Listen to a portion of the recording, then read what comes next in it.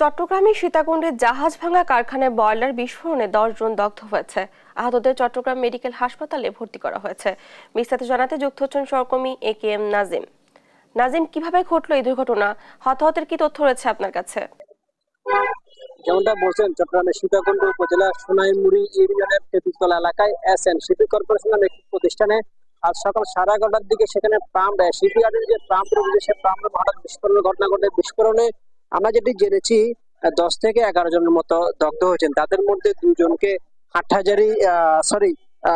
হাটহাজারী আপনার সীতাকুণ্ড উপজেলা স্বাস্থ্য কমপ্লেক্সে চিকিৎসাধীন হচ্ছে। বাকি 8 জনের অবস্থা গুরুতর হওয়ার কারণে তাদেরকে চট্টগ্রাম মেডিকেল কলেজ হাসপাতালে নিয়ে আসা হয়েছিল। তার পরপর হাসপাতালে আনার পরপর হাসপাতালের জরুরি বিভাগ থেকে তাদেরকে হাসপাতালে যে বার্ন ইউনিট রয়েছে সেই বার্ন ইউনিটে চিকিৎসা দেওয়া হচ্ছে। তবে আমরা এখানকার যারা চিকিৎসক রয়েছেন তাদের সাথে কথা বলে যেটা জেনেছি, যারা দগ্ধ হয়েছেন 8 জন, তাদের মধ্যে বেশ কয়েকজনের অবস্থা আশঙ্কাজনক, কারণ তাদের শরীরের অধিকাংশ শরীরের 70 থেকে 72%, আবার অনেকের 80% পর্যন্ত পুরো দগ্ধ হয়েছেন।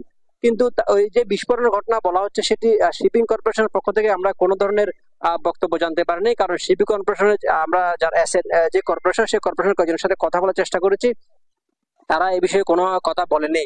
এর আগেও চট্টগ্রামের সীতাকুণ্ডে বেশ কয়েকটি বিস্ফোরণের ঘটনা ঘটেছিল। এই যে শিপইয়ার্ড গুলোতে বিস্ফোরণ, এখন যারা বার্ন ইউনিটে চিকিৎসাধীন নিচ্ছেন তারা সবাই এই শিপইয়ার্ডে কাজ করতেন এবং তারা শ্রমিক ছিলেন বলে আমরা জানতে পেরেছি।